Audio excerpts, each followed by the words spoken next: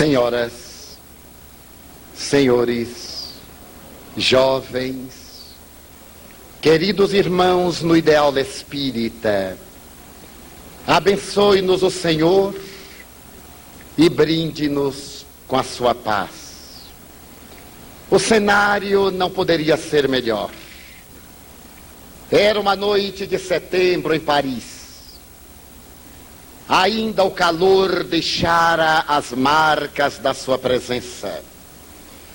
No cemitério de Montmartre, 4 personagens caminham entre os ciprestes, enquanto o vento da noite cantarola uma canção no arvoredo. À frente do grupo, uma jovem mulher, hipnotizada, ela avança com segurança entre as várias sepulturas, os mausoléus, com o semblante assinalado pelo transe. Ela apresenta uma grande decisão.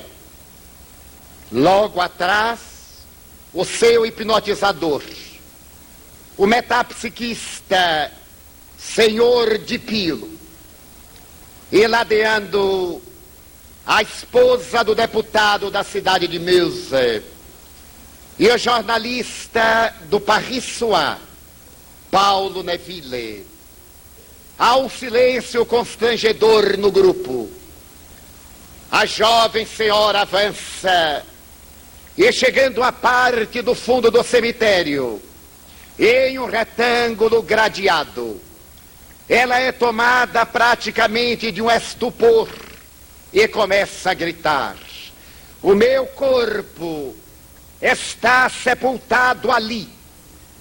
Ali estão os vestígios da minha matéria.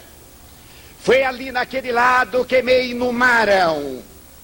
Ainda me recordo de quando trouxeram meu cadáver e ali sepultaram-me. Ditas estas palavras, a senhora deu um grito na noite e desmaiou. O senhor de Pio acercou-se, despertou-a e, depois de acalmá-la, com as autoridades da pesquisa que os acompanhavam, ele pediu que retornassem ao seu apartamento no coração da cidade. Aquela era uma das etapas finais de uma experiência de ecmnésia, através de cuja metodologia de regressão da memória, o metapsiquista Senhor de Pio desejava equacionar uma das grandes interrogações do pensamento na Terra. Será que a vida é o resultado caprichoso da aglutinação molecular que constitui o organismo? Será que a criatura humana são as suas células? E que o momento em que os neurônios cerebrais deixam de receber a oxigenação, advém a morte, a aniquilação da vida? Para equacionar esta problemática, o Senhor de Pio e aqueles amigos realizavam uma investigação curiosa, utilizando-se da senhora Denise Créteil, uma mulher da classe média, esposa de um funcionário modesto, mãe de 3 filhos, que ele hipnotizara por 60 vezes, sendo aquela a 61ª hipnose, levando-a ao cemitério de Montmartre, para que ela pudesse identificar o lugar em que estava o cadáver da personalidade que ela dizia haver sido a sua última encarnação. Denise Créteil, depois de escolhida, foi submetida a uma série de exames. Logo depois da primeira hipnose e regressão de memória, o Senhor de Pio acreditou que ela era passível de alucinações psicológicas. Levou-a a um psiquiatra. Submeteram-na a uma série de testes para medir-lhe o coeficiente intelectual, Depois, levaram-na a um clínico geral. Este pediu uma série de exames complementares para tentar detectar alguma enfermidade na área fisiológica daquela paciente que se deveria submeter a uma série de hipnoses. Mas não se contentaram os investigadores com isso. Identificaram os pais de Denise Creteio. E para evitar a possibilidade de uma memória genética, submeteram-nos também a uma série de testes de natureza psicológica. E porque os avós de Denise Creteio também ainda vivessem, eles firmaram um documento asseverando que voluntariamente se submeteriam a investigações para tentar observar se a memória genética seria capaz de responder pela problemática de que Denise Creteio seria objeto. A experiência e a série de exames gastaram vários meses. E depois de outros tantos meses, o senhor Di Pio, após haver gravado todas as experiências, por primeira vez naquela noite de setembro de 1956, permitiu que a sensitiva tivesse oportunidade, no seu estado de consciência lúcida, de ouvir algumas das curiosas gravações. No estado de transe, quando ele fez que ela regressasse à vida pré-natal e depois atirou-a naquele abismo do passado, levando-a ao começo do século XIX e partindo dali, avançando progressivamente na sucessão dos anos, ela começou a dizer: meu nome é Marie-Lise, eu me recordo, eu sou talvez uma das jovens mais injustiçadas da Terra. Apesar de haver nascido de uma das mulheres mais famosas do século XIX, eu fui profundamente infeliz, porque a fama é companheira da desgraça. Minha mãe era Pauline Bonaparte, a irmã do imperador da França, Napoleão Bonaparte. Como todos se recordam, minha mãe permitia-se as licenças morais. Era uma mulher jovial, alegre, que permutava os parceiros conforme os caprichos do momento. Ela apaixonou-se por vários dos generais que faziam parte do exército do meu tio. E eu sou filha de uma aventura. Meu pai é o Marechal Lefebvre. E este romance, que era tempestuoso, não podia ir adiante, porque meu pai era casado e tinha família.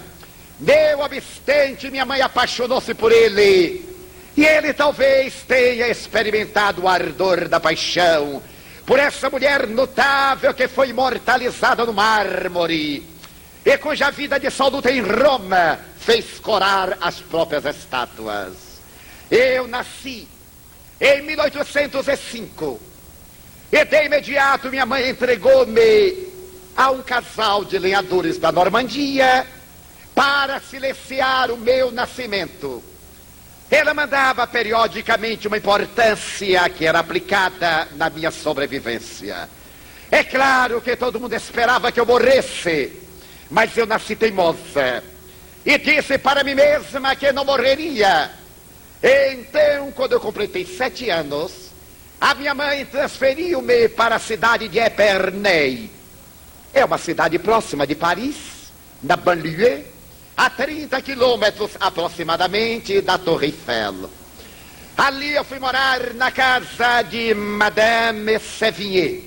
Ora, eu digo casa, mas era um castelo. Era um maravilhoso castelo para os grandes saraus parisienses. Na época do verão, eu tive a oportunidade de conhecer Charles Baudelaire. Fiz minha amiga de Honoré de Balzac. Na residência de Madame Sévigné desfilavam a corte, os ociosos, os intelectuais, os artistas.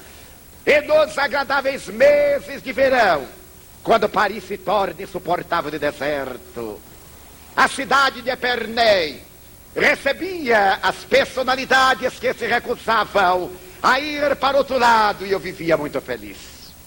Mas o inverno era desagradável. Eu tinha uma preceptora, tinha um pedagogo, eu era uma menina triste, que sonhava com o verão. Madame Sevier era muito gentil, mas ela não ficava ali.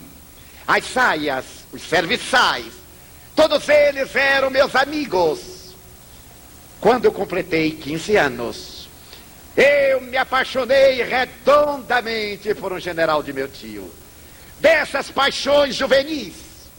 Mas ele que se sentiu tocado com a minha seráfica beleza e a tristeza que pairava na minha face, foi claro e me disse que não me podia corresponder ao amor. Primeiro, porque titio estava em desgraça. Ele já se encontrava no exílio, estava praticamente próximo da morte. Ademais, ele era casado, era pai, era feliz. E eu, amargurada, entreguei-me ao tédio e à depressão. Contraí uma tuberculose pulmonar, morri e fui enterrada no cemitério de Montmartre. Então a gravação era interrompida. 60 vezes Denise Créteil, com pequenas variações, referiu-se a esta peculiar história. Monsieur Dupio e os investigadores realizaram uma pesquisa nos assentamentos de Paris. Examinaram a família imperial de Napoleão Bonaparte. Nenhum registro, nenhuma anotação. Aquela história era fantástica demais para ser verdadeira. E o senhor Dupio necessitava de um fato, a evidência, que trouxesse o contributo da pesquisa científica para ser, pelo menos, considerada. Por esta razão, ao hipnotizá-la pela 61ª vez, levou-a ao cemitério de Montmartre para que ela apontasse a sepultura onde estavam os despojos carnais. Porém, Denise Créteil não logrou, porque aquela quadra, o retângulo, estava cercado de grades altas, e embora ele houvesse conseguido uma permissão especial para atravessar o cemitério em avançadas horas da noite, acolitado à distância pelos zeladores, ele não pôde entrar naquela área terminantemente fechada. No dia seguinte, porém, o senhor Dupio e as personagens do problema dirigiram-se à administração do cemitério de Montmartre. Foram convidados os coveiros, os guardas, para que eles dissessem se alguma vez aquela jovem fora vista a realizar pesquisa entre os túmulos. Se por acaso ela tiver acesso às anotações e aos óbitos registrados nos livros competentes. E para a surpresa do investigador, todas as perguntas receberam uma negativa. Ninguém jamais vira aquela jovem ali. Os assentamentos e obituários estavam trancados no arquivo normal e ninguém havia solicitado permissão para uma pesquisa. O senhor Dupio perguntou ao diretor do cemitério que ala era aquela. Levando o senhor diretor até o local, ele afirmou que aquela era uma ala histórica. Ali naquele lugar estavam sepultados clandestinamente todos os descendentes da família Bonaparte, que eram resultado das ligações ilícitas daqueles que constituíam um grande clã que governou praticamente a Europa.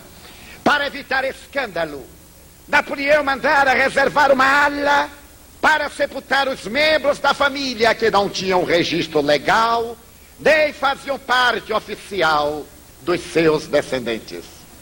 Mas havia uma peculiaridade. Aquele cemitério havia cerca de 130 anos atrás fechado aquela ala que nunca mais foi aberta. E os que estavam inumados não tinham identificação. Messier de Pio achou interessante a coincidência, entre aspas, mesmo fantástica, como parecia a história de Denise Créteil. Esta informação era um dado a considerar. Ele resolveu de maneira audaciosa o último lance. Hipnotizou uma semana depois a jovem senhora Denise Créteil. E tomando do seu automóvel, pediu-lhe que os guiasse, a ele e a comissão, à cidadezinha de Épernay. Em transe hipnológico, Denise Créteil fez que contornassem a grande perimetral parisiense e que saísse pela porta de Ivry, na direção de Épernay. Quando lá chegou, ele pediu-lhe que conduzisse o grupo ao castelo de Épernay. Ela saltou do automóvel, andou algumas quadras, encaminhou-se para a periferia da cidade, acercou-se de um velho castelo, e diante do portão de ferro batido, ela descreveu as cenas interiores da casa antiga. Aproximaram-se. Acionada a aldraba da porta, o mordomo abriu-a. Ela adentrou-se. O investigador explicou de que se tratava. Era agora patrimônio da França o castelo. Aquela era uma segunda-feira e não estava aberto à visitação pública. Mas ele trazia autorização para poder adentrar-se. E logo quando ela entrou no grande hall, olhou em derredor e perguntou: onde está aqui uma grande tapeçaria que Madame Sévigné comprou no ano de 1812? O mordomo foi colhido de surpresa e perguntou à jovem como sabia. Eu me recordo. Ela descreveu a tapeçaria e ele elucidou que Paris, quando se tornou cidade aberta, e os alemães invadiram a França, os objetos de arte haviam sido retirados e guardados nos subterrâneos, inclusive em alguns dos subterrâneos do Louvre. A tapeçaria fora mandada a Paris e não retornara até então, apesar dos zeladores reclamarem sempre das autoridades. Messier de Pio estava diante de duas hipóteses. Ou a hipótese da memória extracerebral, em que ela sabia de um dado que não colheu através dos métodos tradicionais, ou graças a uma pregnância, ela teria captado uma radiação do objeto que ali esteve por muitos anos. Ou então, ela se lembrava de uma maneira paranormal, de algo que daria uma evidência à realidade da reencarnação. Denise Créteil subiu a escada bifurcada de mármore de Carrara e, ao adentrar-se pelo imenso corredor ladeado de vários cômodos, começou a dizer: aqui era o escritório de Madame, aqui era onde eu dormia, ali era o antigo comedor. E depois de identificar os vários departamentos do castelo ante o assombro do mordomo, que não a tinha visto ali antes, ele confirmou, quando ela disse que gostaria de descer a adega e atravessar o corredor subterrâneo que vai dar na Catedral de Épernay. Madame Sévigné tentou fazer esta passagem secreta, naturalmente para algum momento inesperado, para que nós nos pudéssemos evadir. O mordomo disse que não havia esta passagem secreta. Ela disse: como não há? Eu morri lá, num dos quartos que ladeiam o subterrâneo. Foram à adega. Quando passavam pelo úmido e estreito corredor, Denise Créteil teve uma convulsão. Começou a golpear a parede e gritou: eu morri aqui. Aqui há uma passagem. Desmaiou, o hipnotizador despertou-a e começava-se agora um novo problema. O senhor de Pio apresentou a questão às autoridades do patrimônio da França. Solicitava permissão para pôr abaixo aquela parede. Ele se comprometia a restituí-la com o mesmo material utilizando-se de técnicos em demolição e em reconstrução. Se fosse verdade, estava-se diante de uma evidência, e esta evidência levaria a outras conclusões. As autoridades permitiram, desde que se não danificasse o patrimônio da cultura francesa. A parede foi posta abaixo, e havia ali um corredor que estava desativado fazia mais de 100 anos. Denise Créteil adentrou-se com a comissão, ela novamente em transe, que trazia archotes para iluminar. E passando por um véu, teve outra convulsão e disse: eu morri aqui. Aqui esteve o meu cadáver depois da grande hemoptise. O corredor subterrâneo levava à parte posterior do altar-mor da Catedral de Épernay. Monsieur Dupin termina o seu relatório dizendo: os dados da informação de Denise Créteil são absolutamente exatos. Deixo a interrogação. Pregnância, teria ela a capacidade de deixar-se impregnar por fatores que não podemos explicar, mas que os paranormais captam? Reencarnação, fraude, impossível. Porque nós pesquisamos Denise Créteil por vários anos. Conhecemos o caráter moral e a imensa gama de testemunhas elimina a hipótese da fraude. Cabe à posteridade dizer que fenômeno é esse de Denise Créteil, Marlise, que se lembra de uma existência anterior.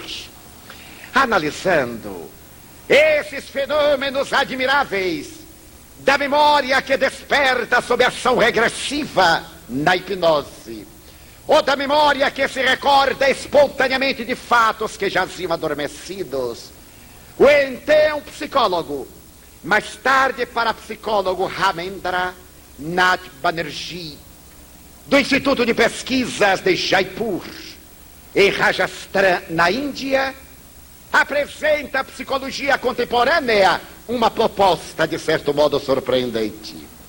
A criatura humana é dotada de duas memórias, diz Banerjee: a memória genética ou cerebral, aquela que arquiva dados e informações desde o nascimento até a morte, e que é também portadora das lembranças arquetípicas das gerações passadas.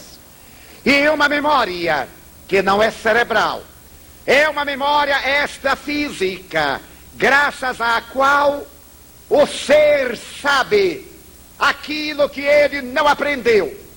E fazendo uma análise psicológica da aprendizagem, Banerjee, estudando as técnicas e métodos psicológicos da própria aprendizagem, diz: a memória normal, cerebral, é capaz de aprender as coisas dentro de 4 manifestações. Por automatismo, a pessoa toca e automaticamente aprende. A pessoa vai dirigir um veículo, faz uma vez, repete-o e automatiza. Além da consciência, o fenômeno automático brinda com a aprendizagem de alguma coisa. É uma técnica, a técnica automática ou da repetição. A segunda técnica é aquela através do erro e do acerto. Tentemos uma experiência, erramos, repetimos, acertamos, volvemos, erramos, fazemos outra vez, acertamos, insistimos, acertamos, automatizamos. A técnica do erro e do acerto chamaríamos a técnica do exercício tradicional. Pronunciamos a palavra errada, alguém corrige, pede-nos para repetir. Volvemos a enunciá-la equivocada. Outra pessoa diz a palavra que você falou sem a dizer errada. Para não fixar, pronuncia-se de tal forma. Nós fixamos, através agora do acerto. Não esquecemos mais. A terceira possibilidade ou metodologia foi criada por um psicólogo alemão, o Dr. Kaufman Keller, ele percebeu que periodicamente nós descobrimos que sabemos uma coisa que não sabíamos que sabíamos. E ele deu a essa descoberta a palavra inglesa insight, iluminação. E para demonstrar a iluminação, ele fez uma experiência com o chimpanzé. Colocou um chimpanzé numa jaula e a uma distância regular, digamos, não alcançável pelo braço, ele colocou atado a uma corda que se movia em rodanas um cacho de bananas. Dentro da jaula, ele colocou 2 pedaços de metal, um deles com a ponta curva, que se podiam ajustar através de uma rosca, que se alguém acoplasse, poderia alcançar o cacho de bananas e trazê-lo à jaula. Colocou o chimpanzé, armou o cenário, fechou o quarto e através de um espelho, de fundo duplo ou falso, ele podia ver sem ser visto. Começou a observar a reação do chimpanzé. O animal olhou o cacho de banana, que é o seu alimento preferido, e tentou alcançá-lo. Saltou, agitou-se na jaula, mas ele estava proporcionalmente colocado a uma distância impeditiva do alcance. O animal insistiu, deu-se conta das 2 hastes metálicas, tomou uma e tentou golpear o cacho de bananas, que estava fora do alcance. Então ele atirou a haste no chão, saltou, parou, e tomando a outra haste, quase que por um instinto irracional, acoplou-as, então puxou o cacho de banana. Insight. E ele estabeleceu que todos nós somos objetos de insight. Se nós olharmos na história da literatura brasileira, recordarmos que a tradição narra que um dia, quando orava diante do altar de Nossa Senhora da Ajuda em Salvador, Vieira teve o estalido na cabeça e tornou-se sábio. Em realidade, o estalido é fictício. Ele teve um insight. Adentrou-se no conhecimento que ele estava adormecido. Ele adquiriu a percepção de toda esta herança que Carlos Gustavo Jung denominou de arquétipo individual ou de arquétipo coletivo. A memória genética, aquele conhecimento que foi transmitido através dos genes e dos cromossomas. Eu também tive um insight, porque também sou gente. Quando eu era menino e aprendi a cantar o hino nacional, amando o Brasil e amando o hino nacional, eu me admirava de um detalhe: a verdura sem par destas matas. E como a minha professora tinha um acento muito aberto, eu aprendi a dizer: a verdura sem par desta mata. E na minha terra, Feira de Santana, verduras são as legumináceas. Eu dizia, mas o Brasil é um país extraordinário. Imagina-se quanta alface, quanta couve, quanta coisa tem embaixo das matas. Cheguei à idade adulta com essas verduras todas na cabeça. Certo dia, eu ia um tanto distraído quando tive um insight. O meu insight foi este: não é verdura, é verdura, eram matas verdes. Eu fiquei profundamente decepcionado. O Brasil não tinha nada, nem sequer verdura. Tinha apenas verdura. O insight é uma técnica de aprendizagem. Mas a quarta técnica é a técnica cognoscitiva. A do raciocínio, a do conhecimento, a da pesquisa, a da análise. Quando o conhecimento escapa destas 4 técnicas de aprendizagem, é um conhecimento paranormal. E quando a memória recorda, não é a memória genética cerebral, é a memória extracerebral. E Banerjee é lucida. Viveu na cidade de Chandagali uma criança que nasceu no mês de dezembro do ano de 1950. No ano de 1954, este menino estava sendo banhado pela sua genitora. e fez uma traquinagem qualquer. A mãe aplicou-lhe uma palmada. O menino fez um quadro de estupor e disse: não me bata. Se você voltar a bater-me, eu me irei de casa para a casa da minha esposa. A mãe achou muita graça, porque apesar da precocidade hoje nesta área, no ano de 1954, era muito precoce uma criança de 4 anos querer ir para a casa da sua esposa. Ela, en passant, perguntou: muito bem, e quem é a sua esposa? A Lódia Devi. Ah, que bom. Por certo, você sabe onde ela mora? Sim, eu sei, na cidade de Itani. Ah, mas... Então ele voltou a ser criança. Mas o menino ficou com o estado de consciência alterada. A partir daquele momento não era mais a mesma criança. No dia seguinte, a mãe surpreendeu chorando e perguntou-lhe: por que você está chorando, Muneshi? Saudade da minha esposa.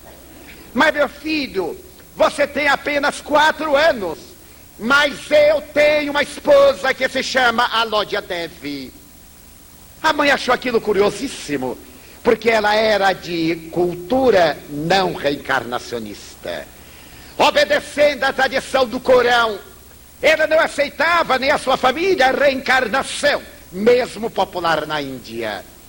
Outro dia, em que o menino parecia abstraído do ambiente em que estava, ela perguntou: em que pensa, Muneshi? Na minha esposa, no meu filho e no meu jumento. Eu me recordo da minha casa, mamãe. E descreveu a casa. É uma casa na margem de um rio cercada de laranjeiras, normalmente em flor.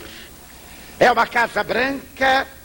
E eu me recordo dos olhos da minha mulher. E a partir daí, Muneshi passou a ter uma dupla personalidade.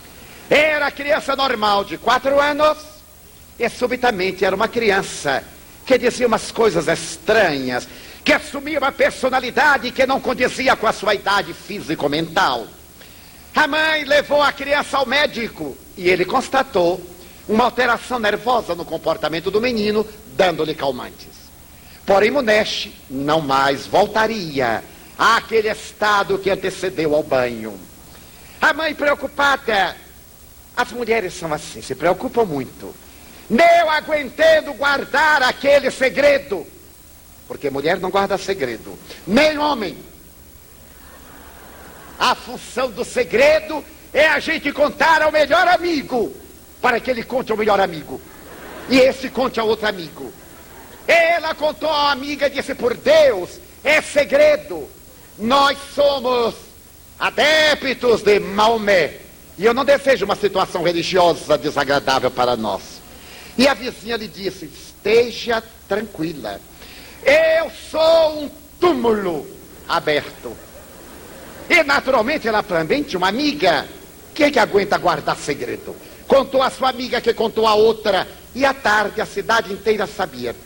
Porque a vantagem do segredo é esta: todo mundo sabe e faz de conta que não sabe. A notícia se fez popular, viajou e chegou até Nova Delhi, 2.000 quilômetros de distância. Porque o segredo viaja maravilhosamente. Banerjee anotou os dados daquela criança, porém não teve interesse de visitá-la, porque eram dados muito superficiais. Mas a notícia viajou também, e quando Muneshi contava 6 anos e 6 meses, certo dia pararam à porta da sua casa 2 senhoras veladas, brahmanes. Uma delas era alta, esguia, jovem. A outra era menos alta, gorda, mais idosa. Aproximaram-se do tio-avô de Muneshi, observe o diálogo de Banerjee, e perguntaram: é aqui que mora uma criança que diz ser a reencarnação de Bhajan Singh? O senhor disse: é aqui. Pois faça-me o favor de chamá-lo, porque eu sou a mãe de Bhajan Singh e gostaria de conversar com ele. O tio-avô diz textualmente: Muneshi, aqui está a tua mãe da vida de Bhajan-Singh. A criança vem correndo, 6 anos e meio, e a tradição Brahmani manda que se toque o pé ou beije a mão. Destende-lhe a dama a mão. O menino curva-se, e quando vai beijar a mão, levanta a cabeça ousadamente e diz: você não é minha mãe, você é minha esposa. A senhora sorri e diz: eu sou a mãe de Bhajan-Singh. Como tenta me enganar? Será que eu me esqueceria dos seus olhos tentadores? E ela diz: como você pode dizer que eu sou a esposa de Bhajan-Singh? Porque eu me lembro, antes de eu me casar com você, eu namorava com a sua irmã. E para poder pedir você em casamento, eu prometi que ia casar-me com ela para poder entrar em casa. E na hora do pedido, eu pedi-lhe a mão, causando uma grande surpresa à família. E casei-me com você, não é verdade? Ela disse: é verdade. Eu sou a Lodya Devi, a viúva de Bhajan-Singh. Mas eu desejo que você me dê uma prova. Nesse íntere, os vizinhos que detestam a vida do vizinho já haviam chegado e formado um grupo à porta, como quem não quer nada. A senhora olhou para um lado para outro e Munesh perguntou: desejo uma prova pública ou uma prova particular? Pública, naturalmente. Ele disse: eu me recordo que antes de morrer no ano de 48, eu havia viajado à cidade de Agra para fazer os meus exames complementares na universidade. Quando retornei, você estava brigada com a mãe. E eu, desesperado, dei uma surra com um pau de bater manteiga. Porque na Índia os maridos batem na mulher, como aqui no Brasil, em que as mulheres batem nos maridos. E quando ele dava a sova, o pau arrebentou-se, feriu-a no cotovelo, deixando-lhe uma cicatriz. Quer mostrar? A senhora levantou a manga do vestido, lá estava a cicatriz. Mas ela disse: ora, esta é uma coincidência. Qual é a mulher na Índia que ainda não apanhou de seu marido? Aliás, uma política saudável. Eu quero agora uma prova particular. Ele disse: aqui. Ela disse: não, quero na alcova. O menino adentrou-se em casa com as 2 senhoras, seus pais, e lá esteve por mais de 2 horas. Quando saíram, a vizinhança não aguentou e perguntou: então, é ou não é? E a senhora disse ipsis verbis: esse diabo é a alma do meu marido, porque só meu marido sabe da nossa intimidade no tálamo conjugal. Banerjee acrescenta: na Índia é considerado crime passível de punição severa desvelar o relacionamento conjugal a ouvidos alheios, mesmo na corte para o processo de divórcio, chegando a ter uma pena das mais cruéis, que é a da extinção da vida. E o menino conhecia o relacionamento conjugal da senhora Singh.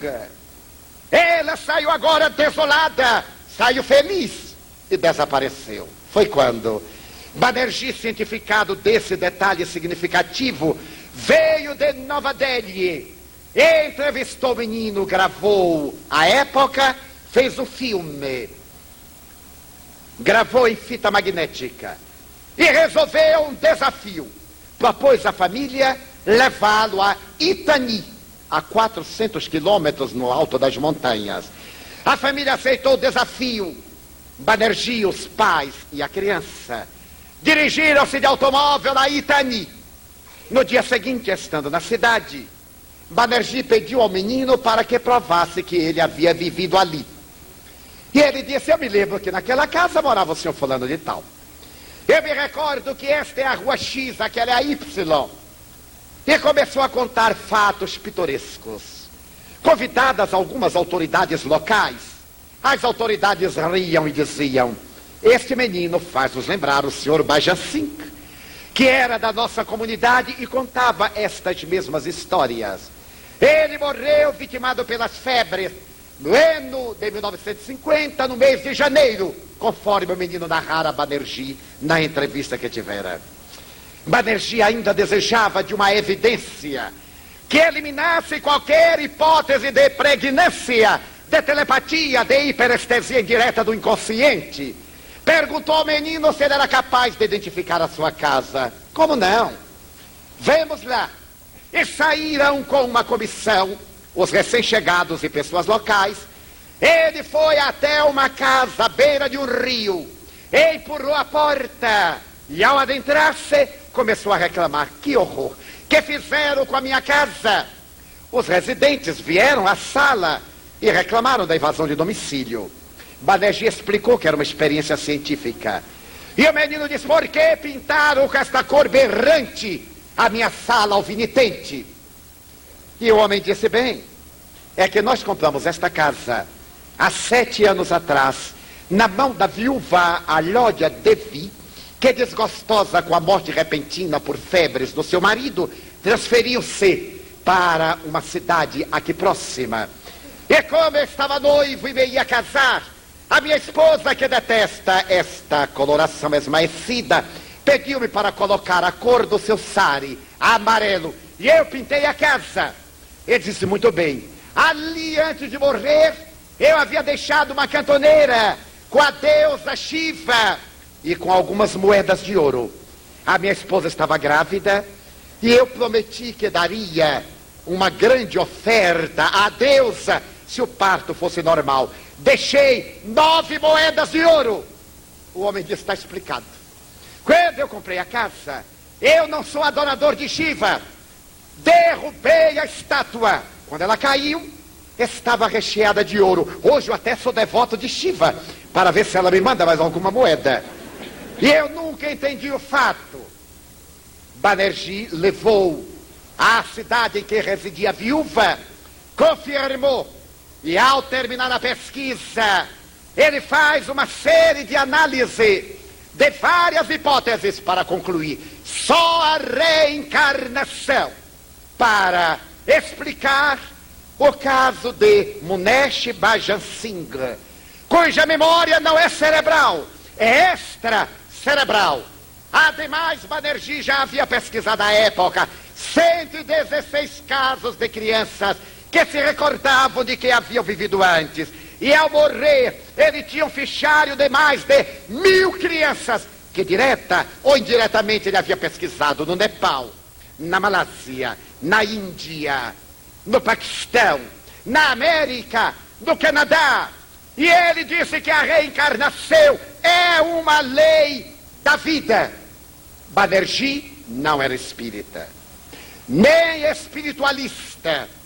Era um psicólogo que se especializou na análise dos fenômenos parapsicológicos e cuja tarefa era pesquisar. Eu não uso palavras que tenham conotações religiosas nem emocionais. Eu constato fatos. As explicações deem as filosofias, as religiões, quem queiram. Mas a palingenesia é uma lei universal, como a gravidade, como a eletricidade, como as leis que vigem no cosmos. A reencarnação é uma lei natural e ninguém pode obstaculizá-la. Eu afirmo, sem nenhum compromisso religioso, ético, filosófico ou de qualquer natureza. As pesquisas de Banerjee abriram espaço para o eminente Ian Stevenson, professor de neuropsiquiatria da Universidade da Virgínia, que, tendo nas meus mais de 60 casos, ele faz uma análise de 20 e submete-os a uma tábua das leis das probabilidades para tentar encontrar respostas que equacionem a genialidade daquelas crianças e a memória extracerebral fora da reencarnação. E não logrando, Ian Stevenson, no original, estabeleceu 20 cases suggestive of reincarnation, 20 casos que sugerem a reencarnação. Como cientista, ele deixa o espaço em aberto para que o futuro traga a prova fundamental.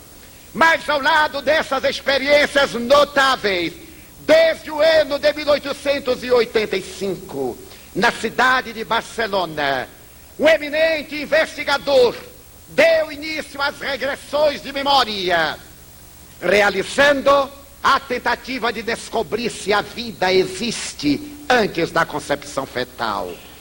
José, com a vida, leva os seus pacientes até a concepção. Depois pede-lhes que salte no escuro do passado. E aqueles pacientes diziam: eu vivi aqui em Barcelona, meu nome é fulano de tal, residi à rua X, morri na data Y. Ele realizou pesquisas e comprovou até 4 reencarnações, as outras por falta de dados, abrindo espaços para uma equipe notável de investigadores na área: Marata, Bouvier, Tartaruga, Alberto Deglan de Rochat, o eminente diretor da Escola Politécnica de Paris. E todos eles são unânimes em afirmar desde aquela época e o começo do século XX de que somente a reencarnação pode explicar, não apenas a justiça divina, mas uma série de interrogações que jaziam sem respostas. A psicologia reconhece, desde há muitos anos, um fenômeno curioso em francês, déjà vu.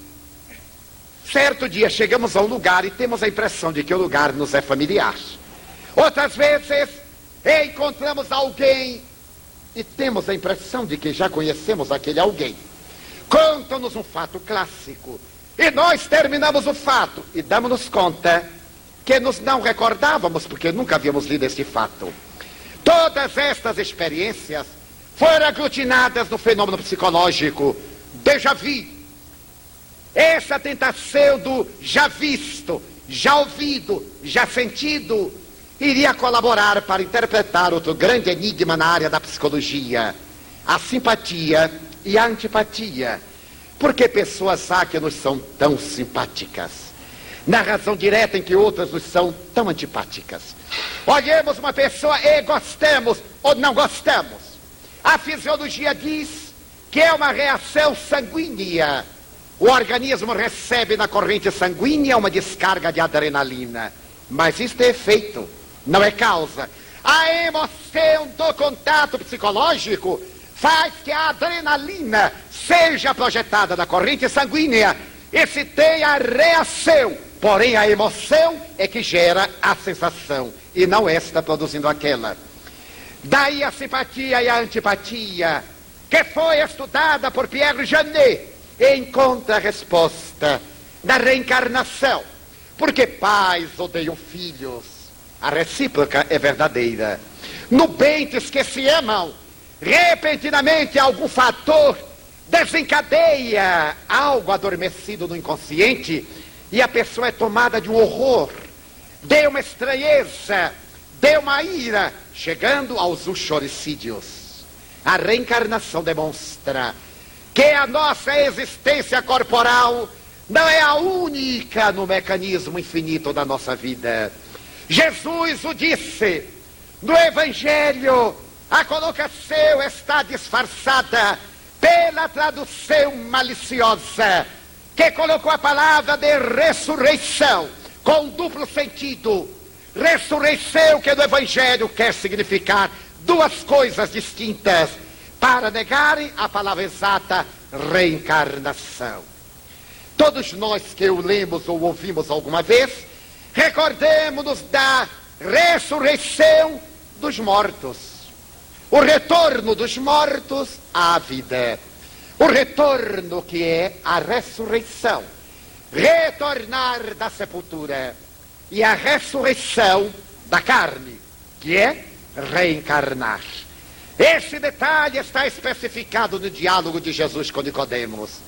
Havia um doutor da lei, narra João, que era um dos príncipes do Sinédrio, a alta corte de 72 juízes. E ele, interessado em conhecer aquele peregrino judeu, vai manter um contato com ele. O admirável Daniel Rups, em um livro memorável, Nos Tempos de Jesus, diz que esse encontro foi na casa de um amigo comum. O evangelista não diz onde se deu, e ele elucida. O príncipe não iria na casa que ele estava hospedado porque não queria ser visto. Tampouco recebe na sua casa para que os escravos não comentassem. Como é natural entre políticos, o encontro é na casa de uma pessoa intermediária. E a única pessoa que testemunhou foi João, que deve ter ficado à porta para impedir que alguém perturbasse o diálogo. E o diálogo é o mais transcendental. O Evangelho já começa da resposta, o que faz pressupor uma pergunta. Em verdade te digo, que é necessário nascer de novo para entrar no reino dos céus. E o interrogador, surpreendido, pergunta, numa contra-indagação, como pode um homem que já é velho entrar no ventre de sua mãe para nascer de novo? É óbvio que ele entendeu o que era nascer de novo. E Jesus elucida, é necessário nascer da água e do Espírito para entrar no reino dos céus. O diálogo se alonga, mas isso nos interessa. As religiões que se derivaram do cristianismo primitivo, que era reencarnacionista, como consideramos aqui ontem no seminário, estabeleceram que o renascimento dá-se através do batismo, pela aspersão ou pela submersão na água, para limpar a criatura do pecado original, que não houve. O pecado da desobediência. Desobedecer não é pecado. A desobediência é uma técnica de aprendizagem também. A pessoa desobedece para errar e aprender a não fazer mais aquilo em que se enganou. E como a Bíblia é um livro machista, e Deus de Israel é machista, que odeia as mulheres, fez na figura mitológica de Eva a criatura frágil, que está demonstrado ser um grande equívoco da psicologia ancestral. Quando nos lembramos de Margaret Thatcher, de Golda Meir, de Indira Gandhi, quando nos recordamos da extraordinária Marie Curie, quando temos na mente a figura notável de Florence Nightingale e de milhares de mulheres que mudaram a estrutura do pensamento da Terra, a velha colocação da fragilidade de Eva rui na parábola simbólica do primeiro casal criado por Deus para povoar a terra. É óbvio que Adão significa raças primeiras, as raças adâmicas, não um homem solitário feito de barro com hálito divino para dar-lhe vida, e que Deus, percebendo-lhe a solidão, arrancou-lhe uma costela e modelou a mulher. Que Deus malicioso! Poderia ter modelado outro homem, poderia tê-los feito assexuados, e já não haveria problema. Mas como Deus não tem muita segurança daquilo que faz, modelou uma mulher e colocou ali ao lado. Eles eram felizes no paraíso e podiam utilizar-se do paraíso inteiro, menos da árvore do bem e do mal. Deus também era perverso, porque proibir é despertar interesse. A psicologia hoje nos diz isto: tudo que é proibido é cobiçado. Como de tudo, menos desta árvore. O resto não prestava mais, aquela árvore que era interessada.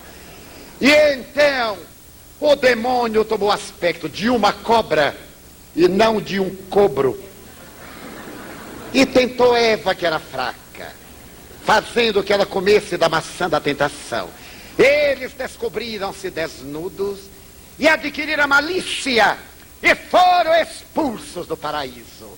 Não entraremos em detalhes, que a psicanálise explicou muito bem esta problemática desde Carlos Gustavo Jung.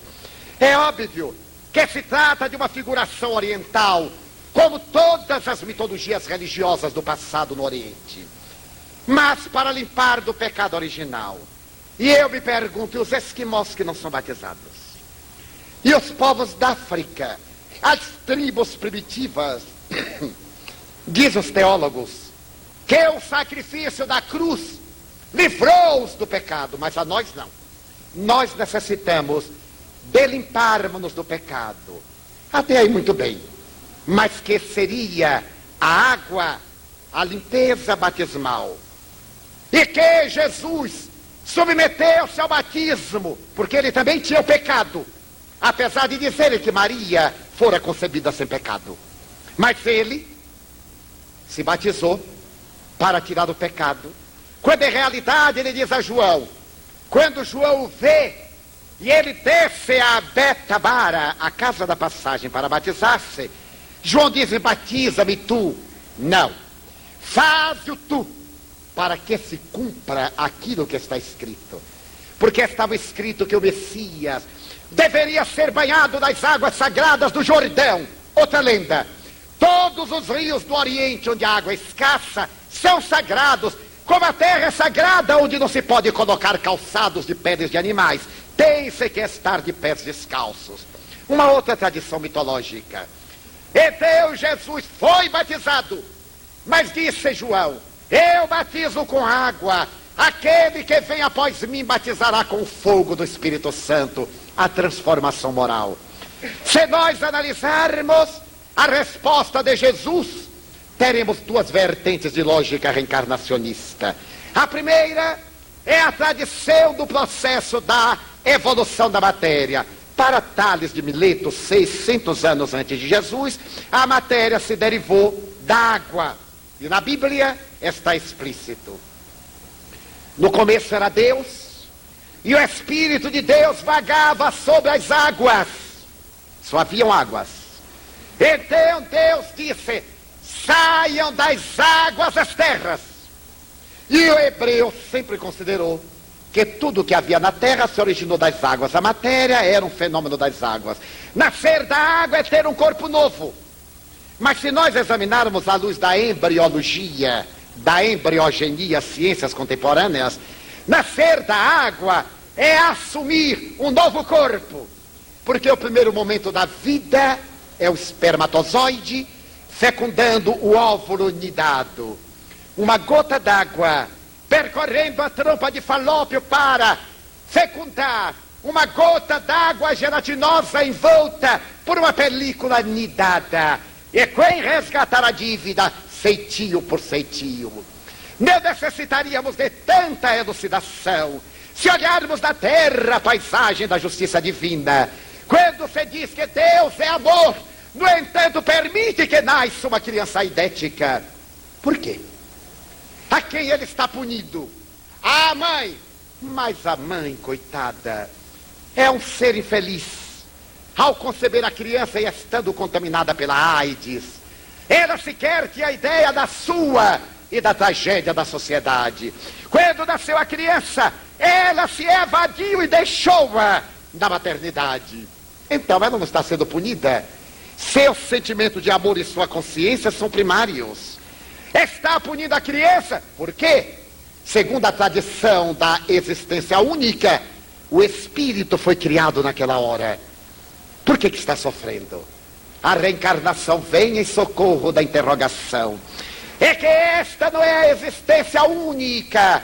O ser que habita este corpo em processo degenerativo é alguém que a si próprio se perturbou usando o mal da vida e do corpo numa existência transata, numa encarnação anterior.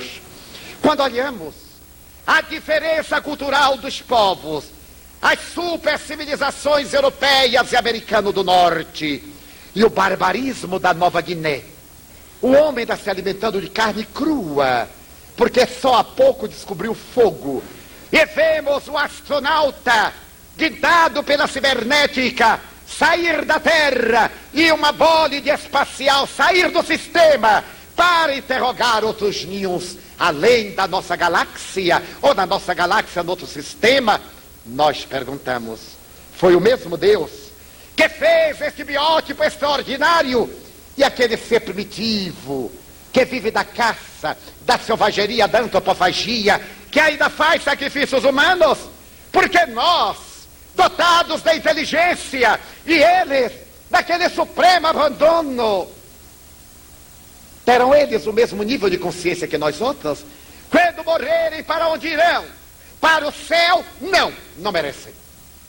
Porque eles não têm discernimento, eles não lutam. A sua luta é animal, no bom sentido da palavra, é primária. Para o inferno? Não, eles não têm culpa. Imaginemos outra hipótese. Um homem que durante 70 anos é o exemplo de cidadão. É um notável cristão, cumpridor dos seus deveres religiosos, frequenta o culto, atende às necessidades da sua doutrina ortodoxa.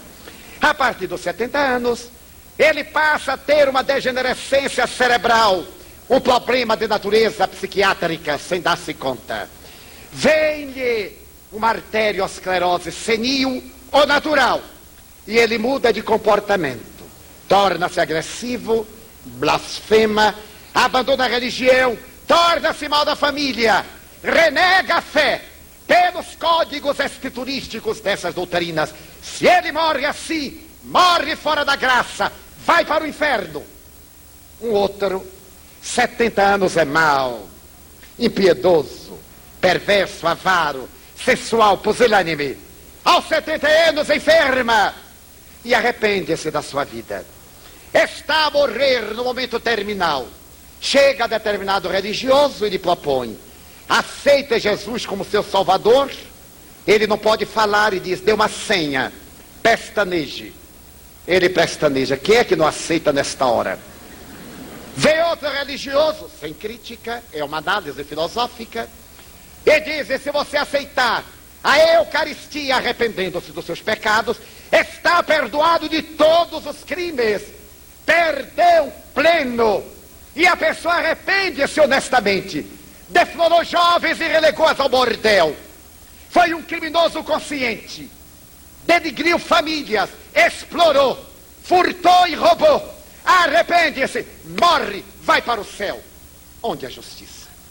As nossas, que ainda são leis semelhantes a nós, leis arbitrárias, são muito mais justas do que esta incongruência de natureza transcendental. A reencarnação vem dizer que o julgamento é da consciência, que ninguém ludibria. Deus está em nós com as suas leis, em nosso nível de consciência. Por isso, a nossa responsabilidade está no grau da nossa capacidade de consciência, de discernimento, de maturidade. Aquele homem primitivo reencarnar-se-á. Quando me recordo, por exemplo, do 5º século da Grécia, Péricles, a grandeza de Fídias, de Sófocles, dos grandes trágicos, dos grandes estetas, no século V antes de Péricles, e vejo a Grécia hoje, com o povo nas suas várias ilhas, semi-primitivo. Onde estão aqueles gênios?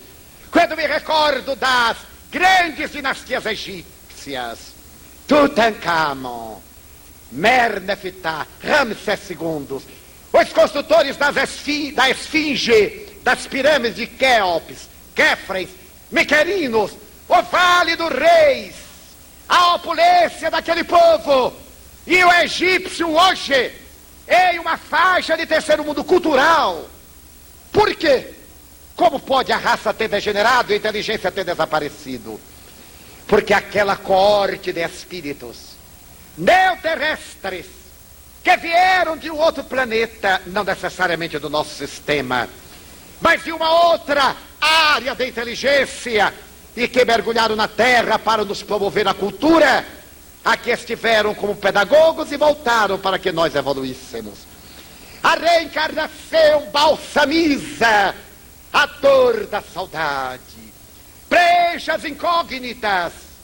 Não neguemos o fenômeno genético, as heranças, em absoluto. A ciência espírita marcha ao lado da ciência em todos os seus espaços. E aceitemos a interferência de genes e de cromossomas, apenas que, além desses genes e cromossomas modeladores, de alguma coisa que nos traz a herança dos antepassados, ao espírito que modela através do perispírito. Ele é o modelador do corpo que necessita para evoluir. Se a vossa mão, braço, perna ou língua são motivos de escândalo, cortai-os. Melhor entrar na vida sem eles do que com os membros escandalosos. É uma parábola. Melhor que nós castremos-nos eticamente e eliminemos o membro que nos causa espécie, erros e crimes, a tê-los e tendo-os continuarmos degenerados, praticando erros. A doutrina espírita veio trazer ao cristianismo as luzes que os dogmas apagaram a partir de 556, quando a reencarnação foi retirada dos códigos da igreja cristã primitiva. E veio demonstrar a justiça de Deus. Estamos na terra, meus amigos, para ser felizes. Não somos Judas Asveros, aqui peregrinando para sofrer. Acabou-se o tempo desta litania da dor. Agora é a hora do progresso. Reencarnemos-nos para ser felizes. Não estamos aqui para pagar. Estamos aqui para retificar erros, corrigir equívocos, fomentar o progresso. E não pretendemos que a reencarnação explique toda a onda de criminalidade que a nossa justiça injusta na sociedade gera. Quando vemos a miséria social e econômica que avassala a terra, pessoas desinformadas dizem, bom, é por causa da reencarnação. Essas pessoas miseráveis de hoje estão pagando os crimes de outra vida. Não! A miséria social, econômica, deriva de sentimentos injustos de uma sociedade ainda ególatra. Os efeitos virão naqueles que fomentam leis injustas e que exploram a ignorância, que exorbitam do poder, que se locupletam, destruindo os deveres a benefício de pseudos direitos que elaboram para si mesmos. A reencarnação cobrará a estes. A miséria é um fenômeno lamentável da nossa condição evolutiva, que nos cumpre sanar através do progresso, promovendo o homem, educando, despertando para os deveres. Mas a reencarnação explica a solidão, a soledade, a melancolia, os fenômenos teratológicos, as enfermidades dilaceradoras, determinado número de acidentes, não todos, por causa da imprevidência, da negligência, do desrespeito às leis. Uma pessoa que atravessa o sinal luminoso quando está fechado e é vítima de um acidente não estava no karma. Ele provocou. Uma pessoa que se mata não estava no karma. Um ato de rebeldia, ele que assumiu a responsabilidade. A pessoa que parte para agredir não estava no karma. É um desrespeito ao direito alheio e é um abuso da sua liberdade. O limite da liberdade está na liberdade do outro. Asseverou muito bem Allan Kardec, o codificador da doutrina espírita. O espiritismo na codificação kardeciana é o Cristo que volta, trazendo-nos as leis de amor para ajudar-nos no báratro e nas dificuldades em que nos encontramos. A reencarnação elucida-nos quanto ao ontem, promovendo-nos na direção de amanhã, dizendo-nos, aqueles que hoje choramos, estemos a colher a amargura que semeamos, mas nem por isso deveremos ficar chorando e pranteando e lamentando. Tenhamos uma resignação dinâmica, nada de ficar no choro. Levante-se e retifique, promova-se, trabalhe. O bem que faça anula o mal que fez. Por que existe o mal? Por causa da negligência dos bons. Os bons são relativamente cômodos e deixa para lá. Os impetuosos tomam os espaços e proliferam o crime. O espiritismo veio formar homens rígidos, criaturas firmadas naquele propósito de bem servir, não de pessoas tíbias, medrosas, tímidas, humildes no sentido pejorativo. Ah, eu sou humilde, eu não me meto nisso não. Covardia moral. A verdadeira humildade foi desenvolvida por Cristo. Humílimo, mas preferiu a morte a anuir com o poder escravo da época. Preferiu a cruz à bajulação a César, aos governantes de Israel, porque era humilde, possuindo uma consciência infinita de dever. E mesmo na cruz, porque era humilde e amava, ele nos exortou, perdoando, interferindo a Deus, para que o nosso delito fosse compreendido em nossa imensa ignorância. O Espiritismo hoje restaura essa beleza primitiva do Evangelho e propõe uma ética nova, a ética do amor. Que nos amemos. Se não podemos ter pessoas absolutamente iguais, o que é impossível, que nos amemos em nossas diferenças. A beleza da harmonia não decorre da identidade, senão das diferenças, formando um caleidoscópio harmônico. Desejamos que os outros pensem como nós. Exponhamos sem impor. E cada um siga a sua trilha, porque a meta é a felicidade. Encontrando a felicidade no bem servir, no bem fazer, no bem amar. Marchemos na direção do Cristo, para que no momento grave como este, que a todos nos diz respeito, possamos ouvir na acústica da alma a voz do Mestre dizendo: Sine te parvulos, venire ad me, ó vinde a mim, todos vós que estáis cansados e aflitos, tomai sobre vós o meu fardo, recebei o meu jugo e aprendei comigo, que sou manso e humilde de coração. Leve meu fardo, suave meu jugo, vinde a mim, eu vos aliviarei. Esta voz em nossa alma está concitando-nos ao amor, falando-nos da divina justiça. Acontece-nos aquilo que é de melhor para o nosso progresso, e dando-nos as mãos, ao invés de fazermos coro ao pranto, o aplauso à revolta, tenhamos a coragem de dizer: Senhor Deus, eu quero dizer-te que amo a vida, que para mim é bela e é consentida. Muito obrigado, Senhor, pelo que me deste, pelo que me dás. Muito obrigado pelo ar, pelo pão, pela paz. Muito obrigado pela beleza que os meus olhos veem no altar da natureza. Olhos que fitam o céu, a terra e o mar, que acompanham a ave ligeira que corre fagueira no céu de anil e se detém na terra verde, salpicada de flores em tonalidades mil. Muito obrigado, Senhor, porque eu posso ver meu amor, mas diante da minha visão eu detecto na terra os cegos que se debatem na escuridão, que andam tropeçando na solidão, que vivem em desesperação. Por eles eu oro e a ti eu imploro com miseração, porque eu sei que depois desta vida, na outra lida, eles também enxergarão.